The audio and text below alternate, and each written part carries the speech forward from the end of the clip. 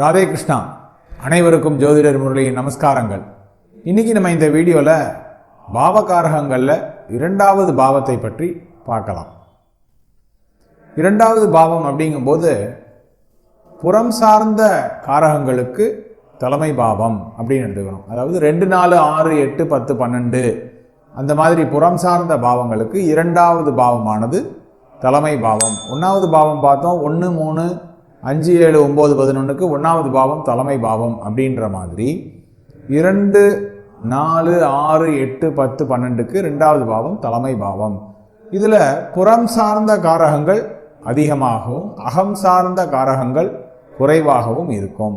முதல்ல அகம் சார்ந்த காரகங்கள் என்னென்ன அப்படின்றத பார்த்துடலாம். ஃபஸ்ட்டு இப்போ ஒரு உதாரணம் சொல்கிறேன். என்னென்னா, இந்த பாவங்களை எப்படி நம்ம இது பண்ணிடுறோம் அப்படின்னா, உடல் உறுப்புகளை வச்சு நம்ம பாவங்களை தெரிஞ்சுக்கலாம். முதல்ல நம்ம உடல் உறுப்புகளில் தலை அப்படின்றது 1வது பாவத்தில் பார்த்தோம். அதே மாதிரி தலை, மூளை, நெற்றி வரைக்கும் 1வது பாவம் அப்படின்னா அதுக்கு இரண்டாவதாக இருக்கக்கூடிய முகம் அப்படின்றது இந்த இரண்டாவது பாவத்தில் வரும் அப்படின்னு புரிஞ்சுக்கணும். உங்களுக்கு ஒரு ஈஸியாக, அதாவது இப்போ தான் ஜோதிடத்தில் கற்றுக்குறீங்க அப்படின்னா ஒரு ஈஸியாக ஐடென்டிஃபை பண்ணுறதுக்காக இந்த சின்ன குழந்தைங்களாம் பாடி பார்ட்ஸ் அப்படின்னு சொல்லக்கூடிய அந்த உடம்பு மாதிரி வரைஞ்சி வச்சுருப்பாங்க தெரியுமா? சின்ன குழந்தைங்க ப்ரீகேஜி, எல்கேஜி ஸ்டூடெண்ட்ஸ்க்கெலாம் பார்த்தீங்கன்னா பாடி பார்ட்ஸ் அப்படின்னு சொல்லி வரைஞ்சிருப்பாங்க. அந்த மாதிரி ஒரு பாடி பார்ட்ஸுன்ற ஒரு படத்தை எடுத்து வச்சுட்டு அதில் 1, 2ன்னு நீங்கள் நோட் பண்ணி வச்சுக்கலாம். ஈஸியாக உங்களுக்கு பார்த்த உடனே இது இரண்டாவது பாவம் அப்படின்றது தெரிய வரும். அது மாதிரி இந்த இரண்டாவது பாவம் அப்படின்றது முகத்தை குறிக்கக்கூடியது. முகம் அப்படின்றது இரண்டாவது பாவத்தில் வந்துடும். அப்போ முகம்னு சொல்லும்போது முகத்தில் இருக்கக்கூடிய கண்கள், வாய் அனைத்தும் இந்த இரண்டாவது பாவத்தின் காரகத்தில் வந்துடும். அப்போது கண்கள்ங்கும்போது கண் பார்வை, பேச்சு, வாய்ங்கும்போது பேச்சு திறன். அப்போ உடலுக்கு தேவையான சக்தி, அதாவது வாயின்றது வாய் வழியாக தான் நம்ம சாப்பிட்றோம் இல்லையா? உணவு அப்படின்றது நம்ம உடலுக்கு தேவையான சக்தியை கொடுக்கக்கூடிய அந்த உணவானது வாய் வழியாக செல்கிறது. அப்படிங்கும்போது உடலுக்கு தேவையான சக்தி அப்படின்றது இந்த இரண்டாவது பாவ காரகம். அதாவது இந்த உணவை ஏற்றுக்கொள்ளக்கூடிய திறன் அப்படின்றது இந்த இரண்டாவது பாவத்தின் காரகம். அப்புறம் அகம் சார்ந்த காரகங்கள், இதெல்லாம் அகம் சார்ந்த காரகங்கள். இதில் இன்னும் என்ன இருக்குன்னா, குடும்பம் அப்படின்றது இந்த இரண்டாவது பாவத்துக்கு காரகம். அப்புறம் குடும்பம்னா வாழ்க்கை அப்படின்றதும் சேர்ந்து வந்துடும். அப்போ பாலக்கல்வி அப்படின்றது இரண்டாவது பாவத்தின் காரகம். பாலக்கல்வி, கல்வியிலே நிறைய டிஃப்ரெண்ட் டைப்ஸ் ஆஃப் எஜுகேஷன் இருக்குது. அதில் பாலக்கல்வி அப்படின்னு சொல்லக்கூடிய இந்த ப்ரீகேஜி, எல்கேஜி, யூகேஜி இதெல்லாம் இந்த இரண்டாவது பாவத்தில் வந்துவிடும். அதுக்கு மேலே இருக்கக்கூடிய ஹையர் ஸ்டடீஸ் இதெல்லாம் அதுக்கு வேறு வேறு பாவங்கள் இருக்குது. 4வது பாவம் இருக்குது. உயர்கல்வி அப்படின்றது 9, உச்சநிலை கல்வி அப்படின்றது 11வது பாவத்தில் வரும். இந்த பாலக்கல்வி, பர்டிகுலராக இந்த பாலக்கல்வி அப்படின்றது இந்த இரண்டாவது பாவத்தின் காரகம் அப்படின்னு. இதெல்லாம் அகம் சார்ந்த காரகங்கள். இதில் புறம் சார்ந்த காரகங்கள் அப்படின்றதும் இருக்குது. அதாவது நான் ஏற்கனவே சொன்ன மாதிரி ஒரு பாவத்தில் 2 காரகங்களும் இருக்கும். அகம் சார்ந்ததும் இருக்கும், புறம் சார்ந்ததும் இருக்கும்.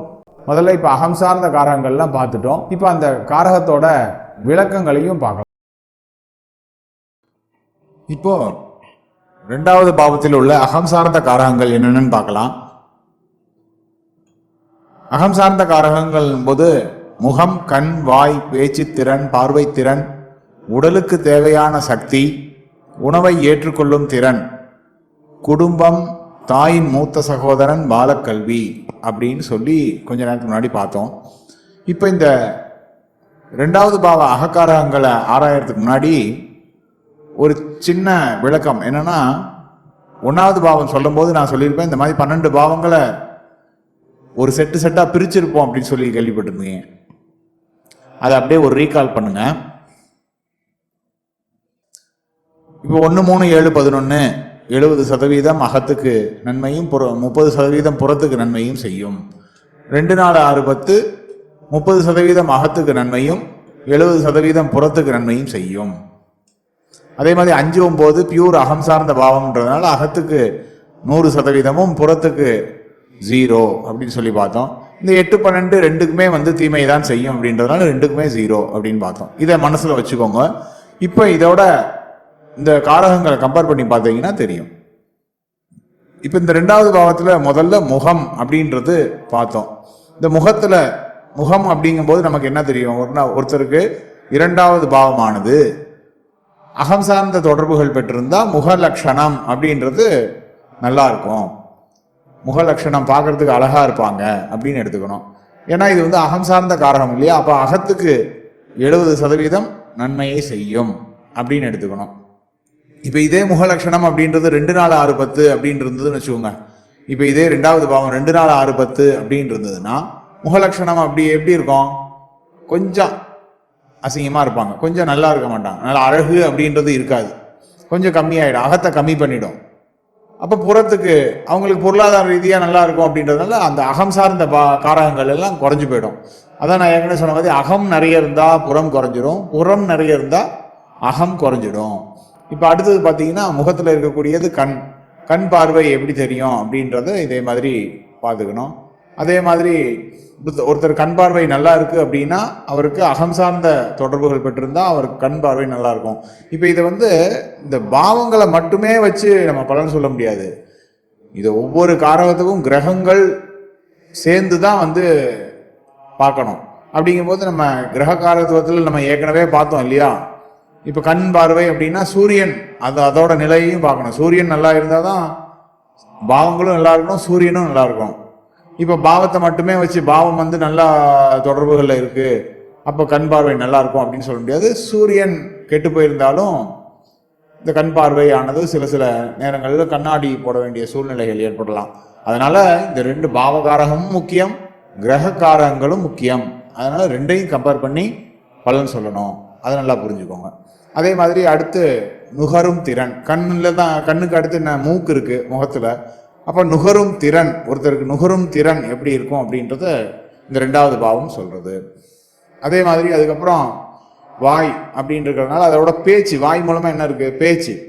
அப்போ பேச்சு திறன், ஒருத்தருக்கு பேச்சு திறன் எப்படி இருக்கு? இப்போ இந்த FM எல்லாம் பேசுறாங்க பாருங்க, கடன் பேசுவாங்க, சரளமா பேசக்கூடிய ஆட்கள். அந்த மாதிரி பேச்சு திறன் அப்படின்றது அவங்களுக்கெல்லாம் அகம் சார்ந்த காரகத்துலனால அவங்களுக்கு 2வது பாவம்லாம் அகம் சார்ந்த தொடர்புகள் பெற்றிருந்தா அந்த மாதிரி பேச்சு திறன் அழகா இருக்கும், திக்காம பேசுவாங்க, சரளமா பேசக்கூடிய ஆட்கள் அப்படின்னு எடுத்துக்கணும். அதே மாதிரி இந்த 2வது பாவமானது புறம் சார்ந்த பாவத்தை தொடர்பு கொண்டா அது பேச்சு திறன் கொஞ்சம் நிதானமா நிறுத்தி பேசக்கூடிய ஆட்களா இருப்பாங்க. இப்போ 2, 4, 6, 10 தொடர்பு கொண்டிருந்தா கொஞ்சம் நிதானமாக பேசக்கூடிய, யோசிச்சு பேசக்கூடிய ஆட்களாக இருப்பாங்க. அதே மாதிரி 2ஆம் பாவம் 8, 12 தொடர்பு கொண்டா திக்கி பேசக்கூடிய ஆட்கள். இந்த மாதிரி திக்கு வாய் அதெல்லாம் சொல்கிறோம்ல, அந்த மாதிரி பேச்சு அப்படின்றது அந்த கெட்டு போயிடும். 8, 12 தொடர்பு கொண்டாலே அந்த பேச்சானது கெட்டு போயிடும், அப்படி எடுத்துக்கணும். அதே மாதிரி அதுக்கப்புறம் பார்வை திறன் நம்ம இப்போ தான் பார்த்தோம், கண் பார்வை திறன் அதெல்லாம். அதுக்கப்புறம் உடலுக்கு தேவையான சக்தி. உடலுக்கு தேவையான சக்தி அப்படின்றது என்னன்னா, இப்போ 1வது பாவமானது உயிர் இல்லையா? இப்போ பாடி பார்ட்ஸ்ல சொல்லியிருந்தேன், அதுக்கு அடுத்தது 2வது ஸ்டேஜில் இருக்கக்கூடியது 2வது பாவம் அப்படின்னு சொல்லியிருந்தேன்ல. அந்த மாதிரி உடலுக்கு தேவையான சக்தின்றது என்ன? உயிருக்கு சக்தி இருந்தாதானே உயிர் இருக்கும். அப்போ உயிர் 1வது பாவம்ன்றது அதை உயிரை காத்துக்கிறதுக்கு சக்தி அப்படின்றது ரொம்ப முக்கியம். அப்போ உடலுக்கு தேவையான சக்தி எது அப்படின்னா 2வது பாவம். முகம் அப்படின்றது 2வது பாவம்ன்றதுனால முகத்தில் இருக்கக்கூடிய அந்த வாய் வழியாக தான் நம்ம உணவை சாப்பிட்றோம் இல்லையா? அப்போ அந்த உணவு அப்படின்றது வாய் வழியாக செல்லும்போது அந்த உடலுக்கு தேவையான சக்தி எது வழியாக போகிறதுனா வாய் வழியாக போகிறது. அப்போ அந்த உடலுக்கு தேவையான சக்தி அப்படின்றது இந்த 2வது பாவத்தை குறிக்கும். ஒருத்தருக்கு 2வது பாவம் அகம் சார்ந்த காரகங்களில் இருந்தால் அவங்களுக்கு வந்து ஒரு டயர்ட்னஸே இருக்காது. எப்பயுமே உடலுக்கு தேவையான சக்தி அவங்களுக்கு தெம்பாக இருப்பாங்க. ஒரு களைப்பு அந்த மாதிரி இதெல்லாம் கொஞ்சம் ஏற்படுறதெல்லாம் இருக்காது. 2வது பாவம் அகம் சார்ந்த தொடர்புகளில் இருந்தால் நன்னா இருக்கும். அதே மாதிரி இந்த புறம் சார்ந்த தொடர்புகளில் இருந்தால் அவங்களுக்கு வந்து கொஞ்சம் ஒரு சின்னதாக லேசாக இப்படி நடந்தாலே அவங்களுக்கு டயர்ட் ஆகிடும். அந்த மாதிரி சக்திகள் வந்து அந்த அளவுக்கு இருக்காது. உடலுக்கு தேவையான சக்தியை குறிக்கக்கூடியது இந்த 2வது பாவம் அப்படின்னு எடுத்துக்கணும். அதே மாதிரி அதுக்கப்புறம் உணவை ஏற்றுக்கொள்ளும் திறன் அப்படின்றது வந்து என்னென்னா, இப்போ வயசானவங்கெல்லாம் பார்த்தீங்கன்னா கொஞ்சம் ஹாஸ்பிட்டலைஸ் ஆனதுக்கப்புறம்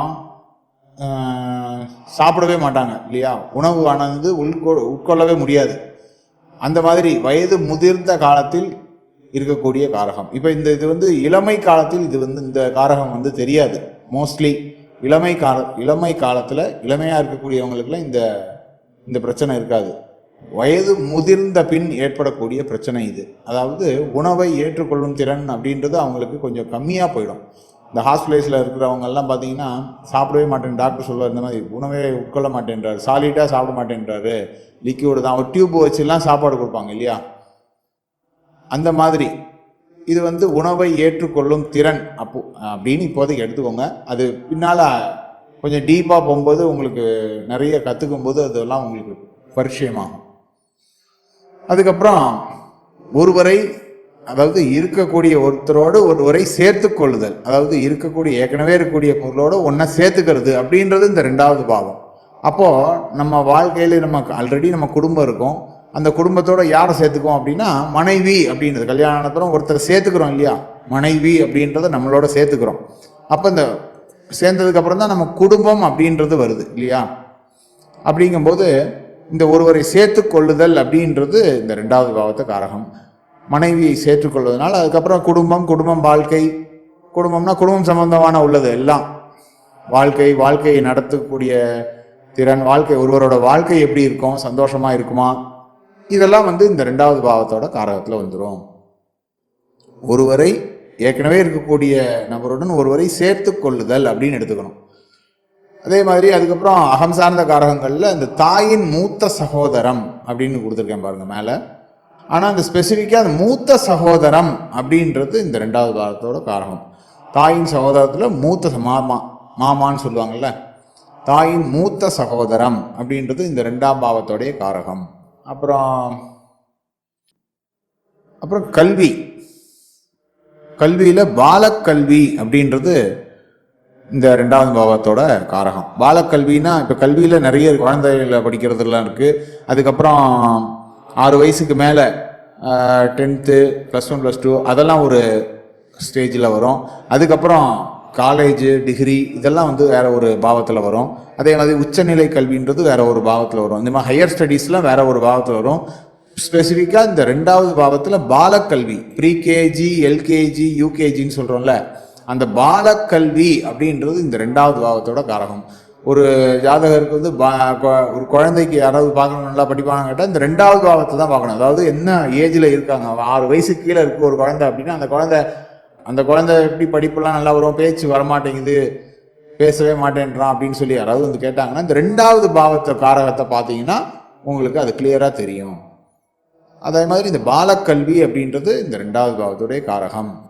அதே மாதிரி வாழ்க்கை துணையின் கஷ்டங்கள்னா எப்படின்னா, இப்போ மனைவிக்கு ஏற்படக்கூடிய கஷ்டங்கள், அதாவது இந்த 2வது பாவமானது மனைவின்றது 7வது பாவம் இல்லையா, வாழ்க்கை துணை அப்படின்றது 7வது பாவம். இப்போ இந்த 2லேருந்து எண்ணி வரக்கூடிய அந்த 7வது பாவம் எத்தனையா வருது பாருங்க, 2, 3, 4, 5, 6, 7, 6வது பாவம் வருதா. அப்போ 2லேருந்து எண்ணி வரக்கூடிய அந்த 6வது பாவமான மனைவியை குறிக்கக்கூடிய இந்த 7வது பாவமானது வாழ்க்கை துணைக்கு ஒரு கஷ்டங்கள், என்னென்ன கஷ்டங்கள் வரும் அப்படின்றத குறிக்கிறது. இந்த 2வது பாவத்தை வந்து வச்சு இந்த வாழ்க்கை துணைக்கு கஷ்டங்கள். ஏன்னா இந்த 2வது பாவமானது அகம் சார்ந்த பாவமாக தொடர்பு பெற்றிருந்தால் இந்த கஷ்டங்கள்லாம் அந்த அளவுக்கு இருக்காது. இப்போ புறம் சார்ந்த பாவத்தை இப்போ வாழ்க்கை துணை, ஏன் வாழ்க்கை துணை சொல்கிறோம்னா ஒருத்தரோட சேர்த்துக்கிறோம் இல்லையா, ஒருவரை நம்மளோட சேர்த்து கொள்ளுதல் அப்படின்னு சொல்லும்போது அது வாழ்க்கை துணையை நம்மளோட சேர்த்து கொள்ளுதல்னு பார்த்தோம். அப்போ இந்த 2வது பாவமானது அகம் சார்ந்த தொடர்பாக இருந்தால் வாழ்க்கை துணைக்கு ஏற்படக்கூடிய கஷ்டங்கள் வந்து அந்த அளவுக்கு இருக்காது. இப்போ பொருளாதார ரீதியாக என்ன ஆகும், ஒன்றும் இருக்காது. அகம் சார்ந்த பாவம் நன்னா இருந்தால் புறம் சார்ந்த பாவமானது குறைஞ்சு போயிடும்.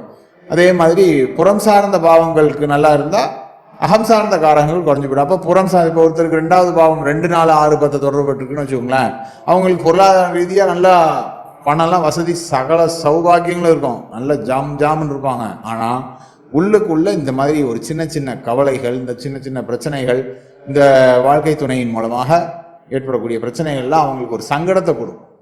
இப்போ இது பார்த்தீங்கன்னா இப்போ இந்த ரெண்டாவது மோஸ்ட்லி இப்போ இதில் நல்ல அப்படின்னு சொல்லக்கூடியது பார்த்தீங்கன்னா ரெண்டுக்குமே சப்போர்ட் பண்ணக்கூடியது இந்த 1, 3, 7, 11 இந்த பாவம் தான் வந்து ரெண்டுக்குமே அகமாக இருக்கட்டும் புறமாக இருக்கட்டும் ரெண்டையும் கெடுக்காது. அதே மாதிரி 2, 4, 6, 10 சரி ஓரளவுக்கு மேனேஜ் பண்ணக்கூடிய இதாக தான் இருக்கும். இந்த 5, 9 அப்படின்னா சுத்தமாக புறம் வந்து காலி ஆகிடும், அகத்துக்கு மட்டும்தான் நல்லா இருக்கும். அதே மாதிரி இந்த 8, 12னா ரெண்டுமே காலி ஆகிடும், அதை நல்லா புரிஞ்சுக்கணும். அதே மாதிரி இப்போ வந்து இப்போ பார்த்தீங்கன்னா 1, 3, 7, 11 இல்லைன்னா 2, 4, 6, 10 இந்த பாவங்களை தொடர்பு கொண்ட எந்த பாவமாக இருந்தாலும் சரி இந்த 1, 3, 7, 11 இல்லை 2, 4, 6, 10 அந்த பாவங்களை தொடர்பு கொண்டால் வாழ்க்கையில் வெற்றி நிச்சயம். அவளுக்கு வந்து எப்படின்னா சூப்பராக இருக்கும் ஜாதகம், ஒரு எந்த ஒரு குறையும் இல்லாமல் ஏற்றத்தாழ்வு இல்லாமல் சமநிலை, அதாவது ஈவனாக இருக்கும், அந்த மாதிரி புரிஞ்சுக்கணும் சார். சரி, இதுக்கப்புறம் புறம் சார்ந்த காரகங்கள் என்னென்ன அப்படின்னு சொல்லி அடுத்து பார்க்கலாம்.